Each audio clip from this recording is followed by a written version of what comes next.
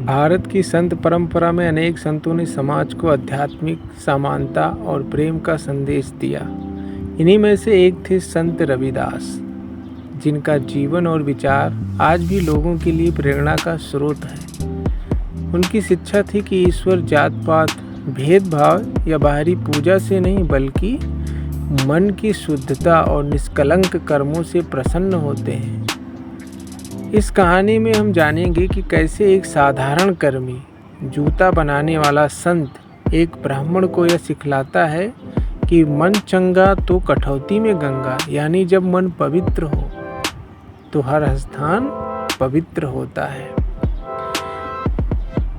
बहुत समय पहले की बात है। वाराणसी के पास एक गांव में संत रविदास थे। वे जन्म से चर्मकार, जिनको हम कह सकते हैं जूता बनाने वाले कार्यों को करते थे, और चर्मकार जाति से थे, जो उस समय सामाजिक दृष्टि से निम्न मानी जाती थी। लेकिन रविदास बचपन से ही ईश्वर के भक्त थे। वे अपने काम को पूजा मानते थे और दिन रात ईश्वर के नाम का जाप करते रहते थे।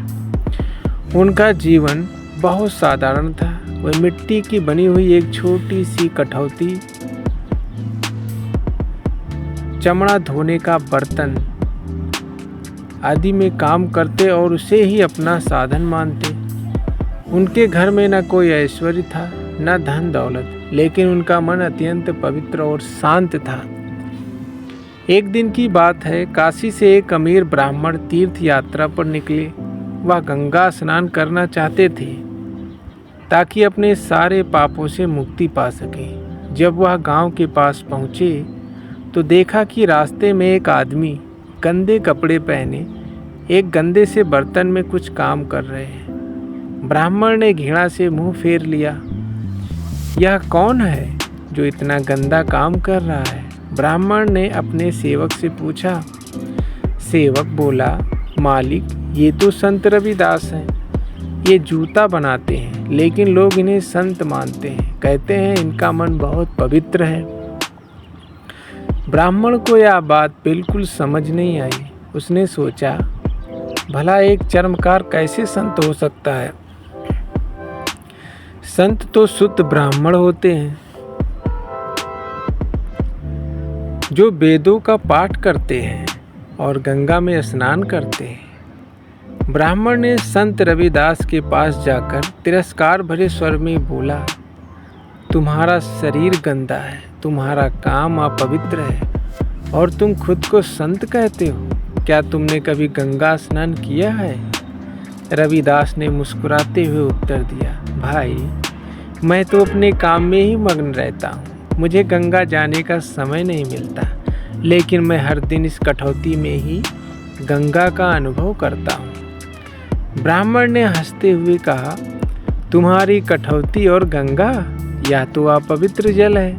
क्या तुम कहना चाहते हो कि तुम्हारी कठौती में गंगा है? संत रविदास ने शांत भाव से उत्तर दिया, हाँ, यदि मन पवित्र हो तो हर स्थान पवित्र हो जाता है। मन चंगा तो कठौती में गंगा। ब्राह्मण को संत की बातों पर विश्वास नहीं हुआ। वह उनका मजाक उड़ाकर आगे बढ़ने ही वाला था कि तभी कुछ चमत्कारी घटना घटी। रविदास ने अपनी कठौती में ध्यान लगाया और धीरे धीरे उसकी कठौती से एक दिव्य प्रकाश निकला। सब हैरान रह गए। ब्राह्मण ने देखा कि उस कठौती में से गंगा जल की निर्मल धाराएं निकल रही थीं, जिनमें गंगा भी वैसी ही थी जैसी गंगा जल की होती है। जल में एक पवित्र कंपन था, जैसे सचमुच गंगा प्रकट हो गई हो। ब्राह्मण हक्का बक्का रह गया। उसने अपने नेत्रों से जो देखा वह उसकी सोच से परे था। उस क्षण उसे यह ज्ञान हुआ कि सच्ची पूजा बाहरी शरीर से नहीं, अपितु अंतरात्मा की पवित्रता से होती है। ब्राह्मण ने विनम्र होकर संत रविदास से क्षमा मांगी और उनके चरणों में झुक गया।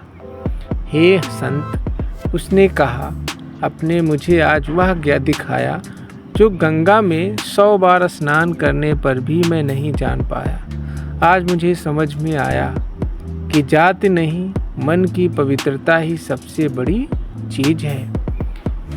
संत रविदास मुस्कुराए और बोले, भाई, ईश्वर को मंदिर, गंगा, वेद, जाति इन सब से फर्क नहीं पड़ता। उसे केवल सच्चे प्रेम और निर्मल मन चाहिए। जब मन पवित्र होता है तो हर स्थान मंदिर बन जाता है, हर जल गंगा बन जाता है। इसके बाद ब्राह्मण ने गंगा स्नान नहीं किया, बल्कि उसी स्थान पर ध्यान लगाकर प्रार्थना की और कहा, मैंने आज सच्चा ज्ञान पाया। जो बातें किताबों में पढ़ी, आज जीवन में अनुभव की। यह कथा न केवल जातिवाद और भेदभाव को तोड़ती है, बल्कि यह भी बताती है कि ईश्वर की भक्ति के लिए न कोई नियम आवश्यक है, न कोई स्थान।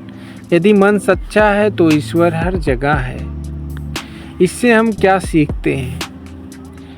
इससे हम यही सीखते हैं, सच्ची भक्ति बाहरी आडंबरों से नहीं, बल्कि मन की शुद्धता से होती है। हर काम यदि ईमानदारी और प्रेम से किया जाए तो वह पूजा बन जाता है। ईश्वर किसी जाति, धर्म, पेशे को नहीं मानता, केवल भावना और मन की पवित्रता देखता है। मन चंगा तो कठौती में गंगा है। यह वाक्य हमें याद दिलाता है कि यदि हमारे अंदर ही ईश्वर मंदिर है, बस उसे पहचानना जरूरी है। अगर ये कहानी आप सबको अच्छी लगी तो सब्सक्राइब ज़रूर करें और एक लाइक अवश्य करें। धन्यवाद।